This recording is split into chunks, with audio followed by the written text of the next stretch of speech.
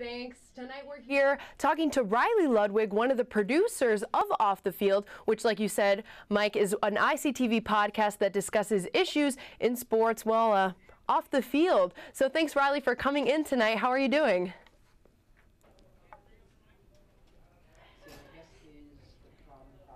All right, so we'll get started with talking about the U.S. women's national soccer team, who said they're being discriminated against because they're not being paid as much as the men's team. So what were your thoughts when you heard about this? Well, I think it was totally fine for the women's soccer team to call out this wage discrimination. They do the same exact thing that the men's team does, and quite frankly, they're more successful than the men's team. The men's team didn't even qualify for this summer's Olympics. So I think it was totally fine for the women to call out this pay injustice, especially with how successful they are winning the World Cup.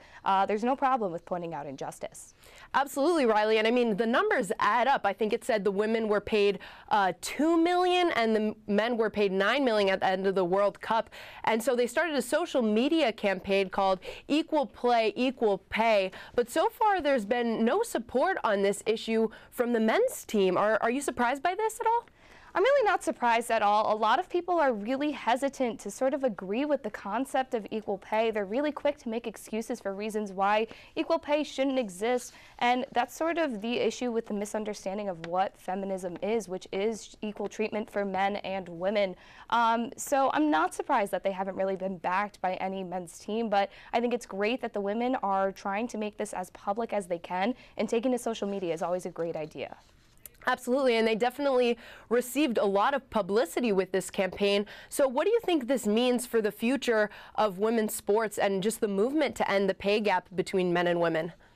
I think it's great that the women's soccer team is now making this so public, because it can inspire women in other sports to sort of call out the same injustices. The women's soccer team isn't the only underpaid women's athletic team compared to other men's sports. All women are generally paid less than men, even in the sporting world. So it'll be interesting to see if other women's teams will come out and call for equal pay as well.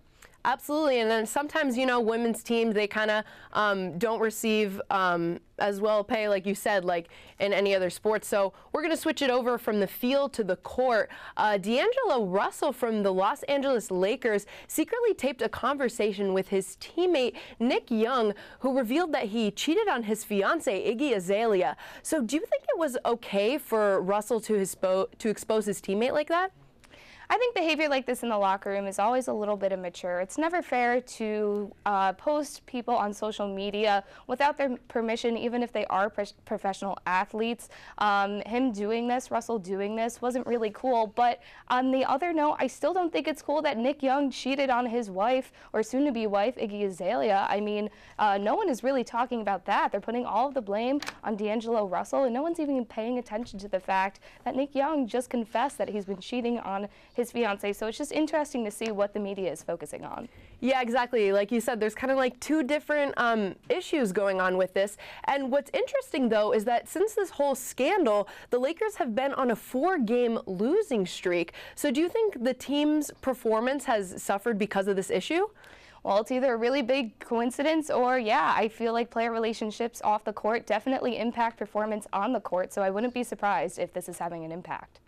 Absolutely. And there is a possibility that they could, D'Angelo Russell and Nick Young could be teammates next year. So do you think the coaches or the organization, do you think they should take any responsibility? I feel like there's action? A difference between the professional life of players and the personal lives. It's definitely something to be accounted for, whether or not they'll be able to get along on the court and do well for the Lakers. But I still think there should be a divide between professional and personal lives. So they shouldn't put too much weight on it, but hopefully both players can sort of overcome this situation. And I guess we'll just have to see where it goes from here, you know. One's going to have to apologize to his fiancée. The other one's going to have to regain the trust of his teammates. Yeah. Well, you know what? Thank you so much, Riley, for being here tonight.